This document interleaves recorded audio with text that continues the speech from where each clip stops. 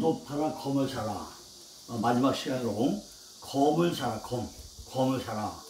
여기에 대한 말씀으로 오늘 종결 짓고 내일부터는 이제 전신갑주에 대한 또 말씀을 드려요. 전신갑주.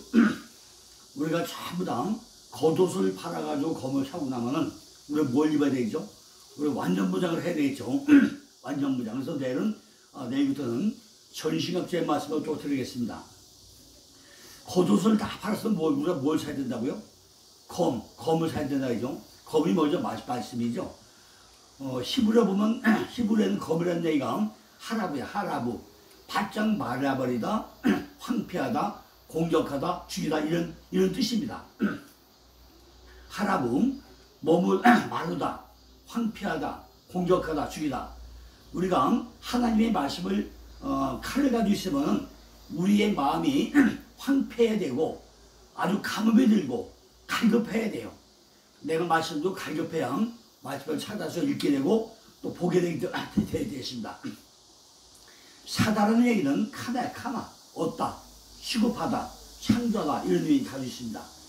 우리가 사다를 보니까 지팡이와 청량 갈대를 산다 뜻이 있습니다. 예수님이 뭐하죠? 청량 갈대, 다림줄을 가져올 수도 있잖아요. 왜 가져오죠?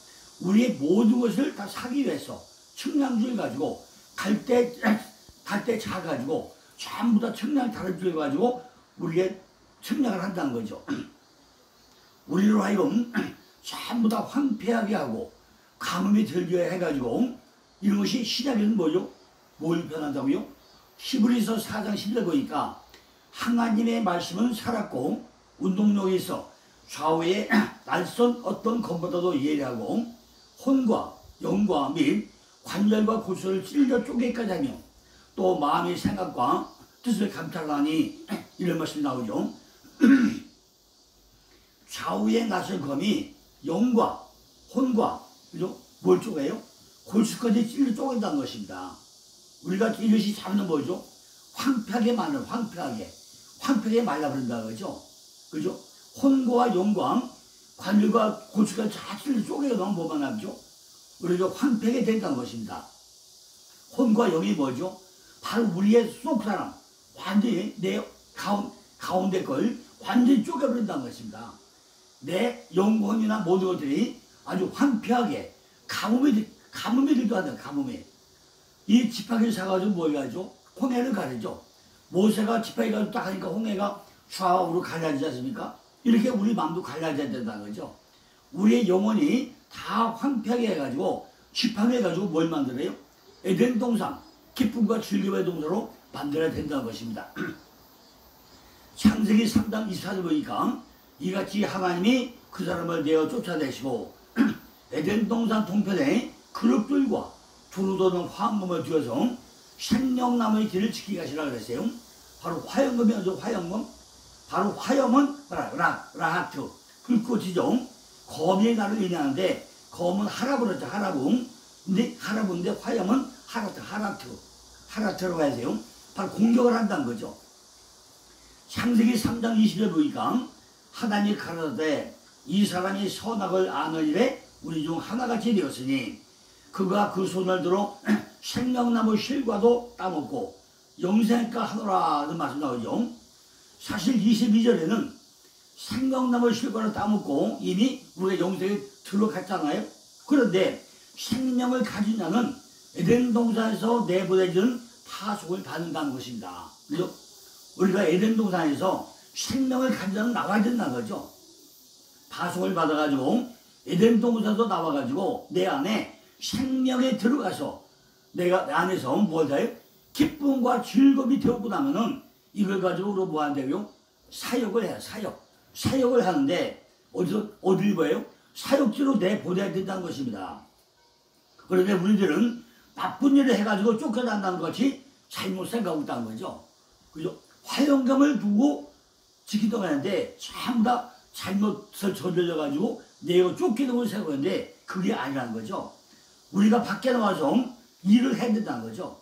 이처럼 파송되어 나가고 나면은 3장 23절에 여호와 하나님이 에덴 동산에서 그 사람을 내어보내요. 그의 근본된 토지를 갈게 한다고 했습니다. 히브리서 4장은 뭐죠? 하나님 말씀 살았고 뭐요? 운동력이 있고 통찰력이 있고 생명이 더잖아요. 이걸 우리가 성경 한번 다 찾아보시기 바랍니다. 우리가 성경은요 하나하나 전부 다 찾아봐야 돼요. 그래서 우리 마음떡을 갈고 계속 보존하고 유지하게 해야 한다는 것입니다. 그런데 24절에 보니까 화영검을 두어가지고 생명나무의 길을 지키게 한다는데 그럼 끝이 나야 되는데 화영검이라는 단어를 잘 보니까 불꽃이라는 의미도 있고 빛나무라는 의미도 있고 하나님께서 주시는 말씀을 통해서 불꽃처럼 빛나거나 황폐하거나 하는 검에 속성은 이야기하고 있다는 것입니다.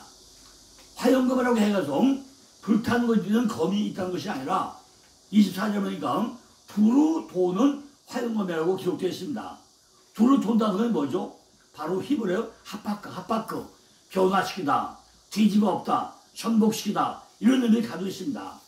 그러니까 현재성이 있고 하나님 말씀이 생명력을 가지고 있다는 거죠. 내가 겉옷을 전부 다 팔아버리고 나면은 이제 내게 있는 불성실한 것들을 전부 다 팔아버리고 났으면은 생명의 말씀이 내 안에 들어와서 두루 도는 화영검 같이 현재성을 우리가 가지고 밖에 나가서 일을 해야 된다는 것입니다. 그 말씀은 우리에게 항상 생명을 주는 생명력을 말하고 있다는 것입니다. 그 생명력 있는 말씀을 우리가 가지고 있으면은 우리는 뭐하게 된다요? 빛나게 된다는 것입니다. 내 안에서 기쁨과 즐거움을 가지고 내가 빛나게 된다는 것입니다. 말씀의 검을 소유하게 된다는 것입니다. 그렇다면은 화영검을 주어가지고 무엇을 지키게 한다는 거냐? 우리들은 지금까지 생명나무를 지키는 것으로 잘못 알고 있었다는 거죠. 그런데 자세히 잘 보니까 생명나무가 아니라 생명나무의 도로, 길을 지키게 한다는 것입니다. 그러면 생명나무 길이라는 게 뭘까요? 길이라는 것은 바로 인도함을 계속 받는 거 아닙니까? 그 길이 데레크, 바로 길, 웨이, 도로, 여행하는 태도, 습관, 인생 행위, 일, 방식 이런 걸 의미합니다. 우리가 잔디밭이요 계속 살면 뭐가 하죠? 길이 생기잖아요. 똑같이 우리도 말씀의 길을 찾아야 된다는 거죠. 하나님의 말씀이 내게 들어와서 겉옷을 전부 다 팔아버리고 나면은 나를 황폐케 해가지고 내 안에 감염이 들게 해가지고 계속 생명력을 가지고 내 마음속을 돌면서 하나님의 형상을 만들어가는 그런 이야기를 지금 하고 있다는 것입니다. 내 안에 완벽하게 새롭게 개조를 해야 된다는 거죠. 그죠? 모든 걸 다 지금 겉옷을 벗어버리고 나면은 생명나무의 길을 지켜가지고 우리가 습관이나 그죠? 모든 행위를 완전히 고쳐야 된다는 것입니다. 그래서 새롭게 길을 내야 된다는 거예요. 새롭게. 지금까지 우리가 살았던 방법이 아니라 새로운 길을 찾아가지고 새로운 길로 다녀야 된다는 것입니다. 그 이야기를 우리가 하는데 우리에게 습성에만 만들어가면 고치기가 쉽습니까? 한번 습성이 만들어가면 그 고치기가 지극하게 어렵잖아요.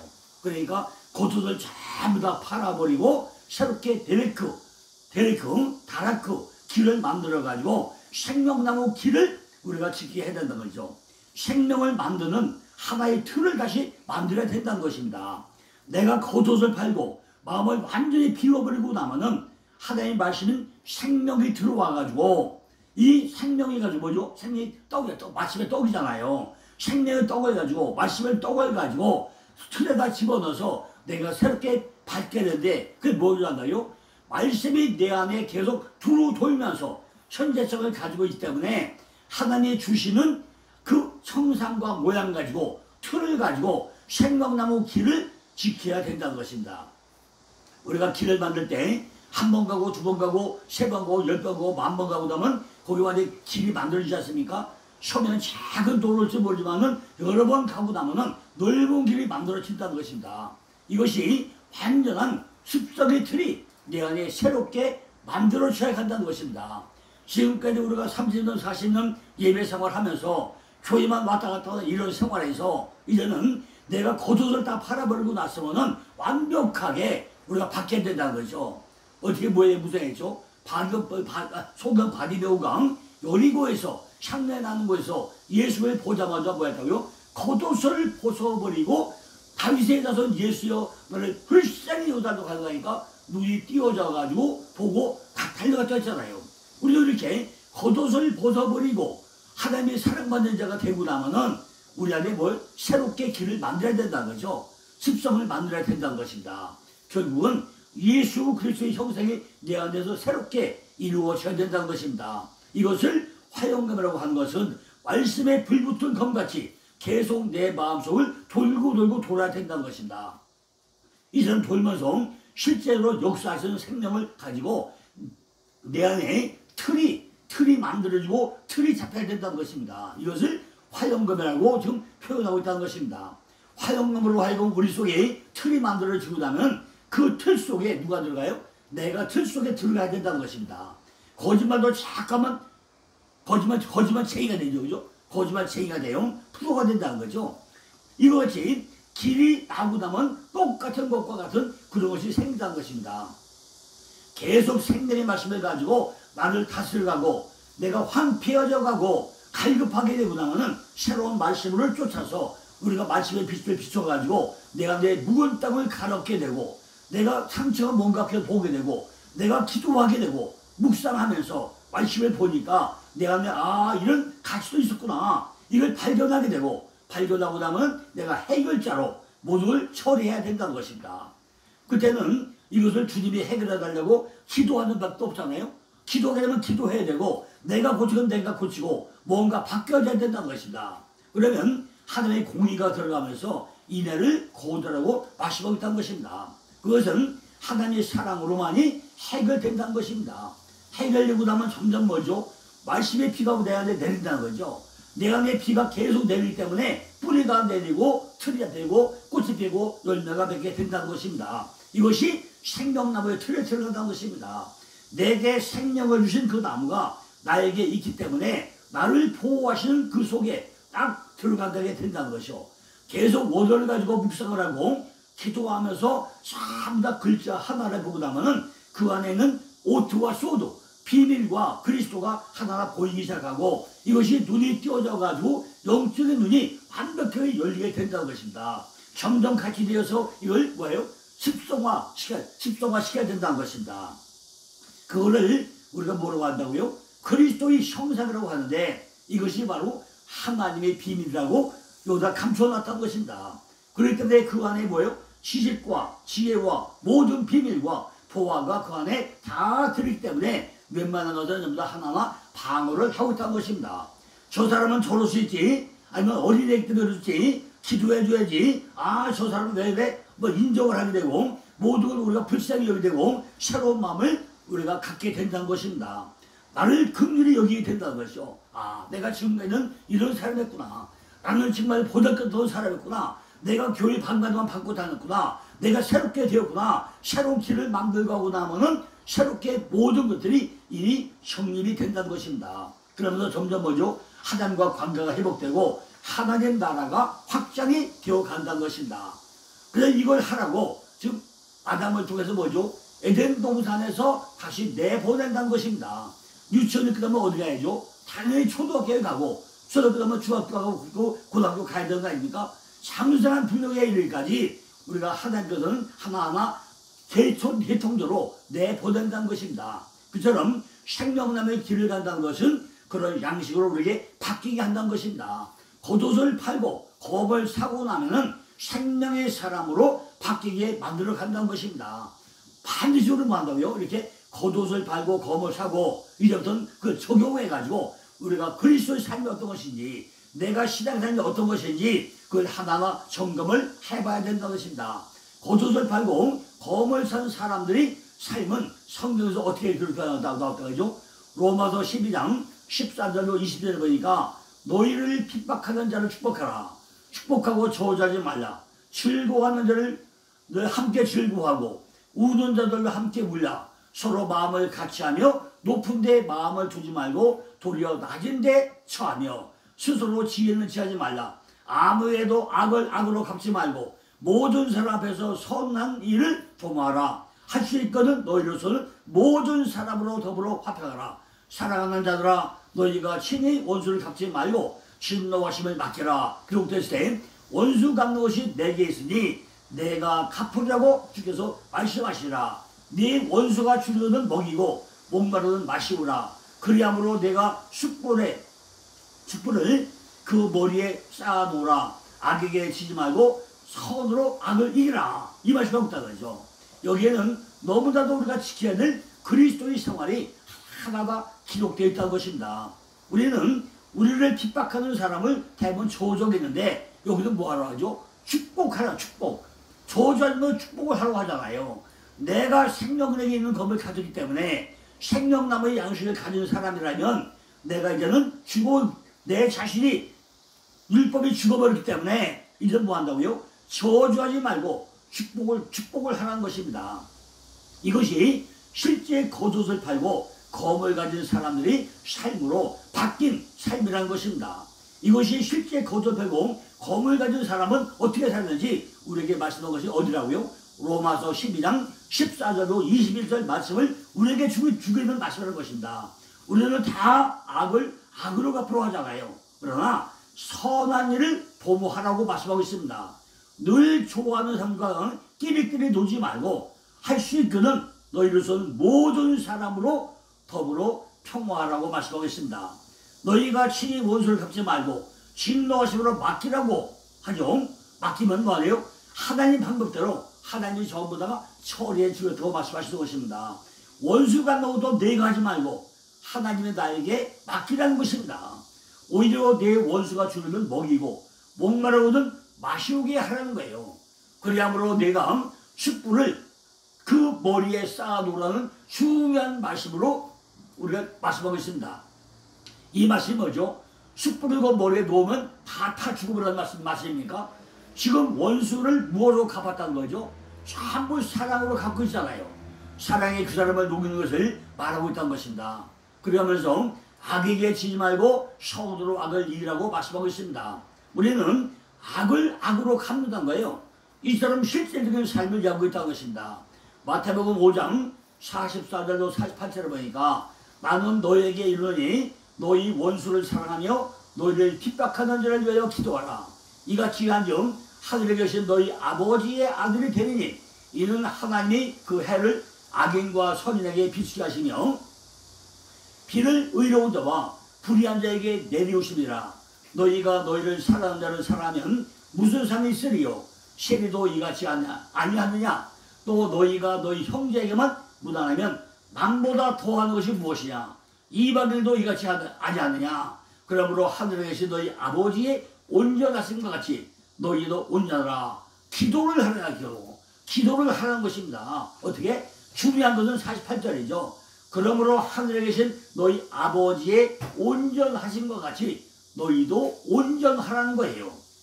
그죠? 이게 무슨 뜻이요? 그러면 우리는 무엇을 어떻게 하라는 거죠? 아버지의 온전과 같이 너희도 온전하는 이 말은 뭐죠? 고난을 받아도 온전하게 되어야 된다는 것입니다. 우리 힘으로는 절대로 안 된다는 거죠.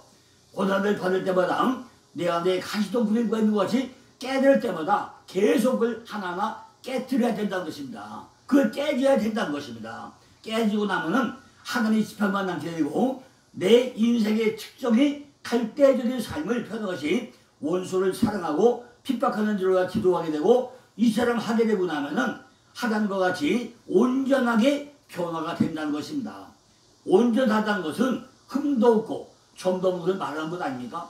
베드로전서 3장 8절로 10절에 보니까 마지막으로 말하니 너희가 다 마음을 같이하여 세율하며 형제를 사랑하며 불쌍히 여기며 겸손하며 악을 악으로 욕을 욕으로 갚지 말고 도리어 복을 빌라. 이를 위하여 너희가 불쌍을 입었으니 이는 복을 유업으로 받게 하려 하시더라. 그러므로 생명을 사랑하고 좋은 말 보기를 원하는 자는 혀를 금하여 악한 말을 그치며 그 입술로 개울을 말하지 말고 악에서 떠나 선을 행하고 화평을 구하여 이를 쫓으라. 주의 눈은 의인을 향하시고 그의 귀는 저희 간구에 기울으시되 주의 낯은 악행을 하는 자들을 향하시라. 말씀 나오죠. 여기서 뭐라고 말씀하죠? 악을 악으로 욕을 욕으로 갚지 말고 선을 행하고 화평을 구하라고 말씀하고 있습니다. 이게 결론적인 말씀이 뭐죠? 우리 모두는 본문인 누가복음 22장 3절에 전대와 검을 가지고 이미 말씀했잖아요. 근데 왜 했죠? 전부 다 전대나 검을 가진 처음에는 뭐죠? 가지지 말랬다가 예수님이 죽으면서 뭐죠? 내가 죽을 때는 다 겉옷 팔아도 검을 사라고 그랬잖아요. 이것이 뭐냐고 했죠? 35절을 다시 보면은 저에게 이르되 내가 너희를 전대와 주머니와 힘도 없이 보낼 때 부족한 것이 있더냐 가로되 없었냐이다라고 말씀했잖아요. 이것이 하나의 겉옷이라고 한다면은 겉옷을 팔아야 검을 살 수 있다고 이미 말씀했잖아요. 그러니까 내가 먼저 겉옷을 팔 때 내게 검이 생긴다는 것입니다. 내가 겉옷을 전부 다 팔아버리자고 하면은 내 안에 말씀의 검이 절대로 생기지 않는다는 것입니다. 처음에는 아무도 없는 상태로 지금 이어가고 있잖아요. 이제는 다 팔았으면 뭐죠? 검을 사라고 했잖아요. 이것이 결국은 비우고 채우고 비워야 채워진다는 거죠. 그죠? 비워야 채워진다는 것입니다. 속에 뭔가 들어있으면 채울 수가 없잖아요.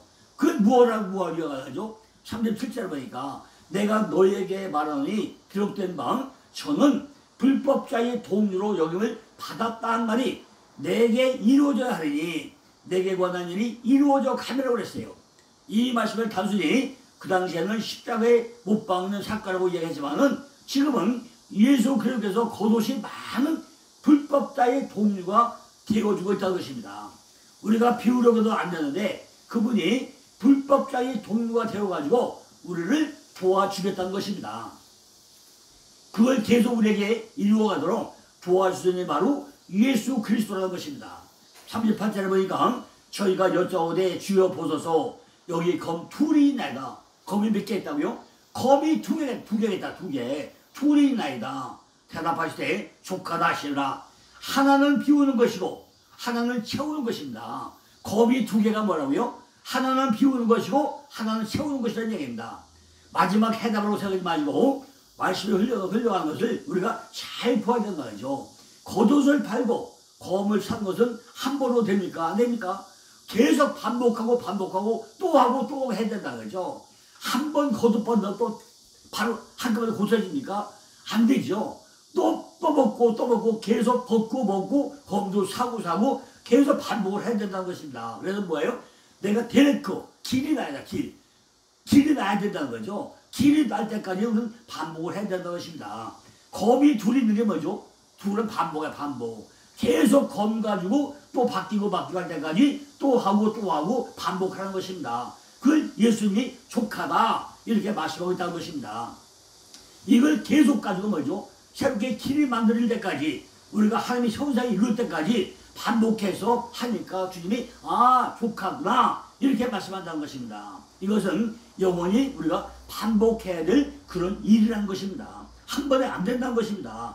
우리는 겉옷을 계속 팔고 팔아야 된다는 것입니다. 겉옷을 팔면 뭐하죠? 반드시 그 파는 거 가지고 딴 거 하지 말고 검을 말씀의 검을 사야 된다는 것입니다. 내가 검을 산 것은 내가 검이 두 개가 있듯이 반복해서 살 수 있듯이 인내하거나 이길 수 있도록 힘을 달라고 기도하면서 겉옷 팔아가지고 검을 사야 된다는 것입니다. 이럴 때 주님은 족하다 이렇게 우리에게 말씀해 주고 있다는 것입니다. 우리 모두가 검을 팔아가지고 우리가 뭐 한다고요?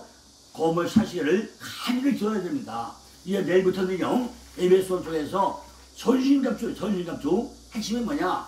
전신갑주 핵심에 대한 말씀을 내일부터 또 3번이나 4번 나눠서 또 말씀을 드리겠습니다. 감사합니다.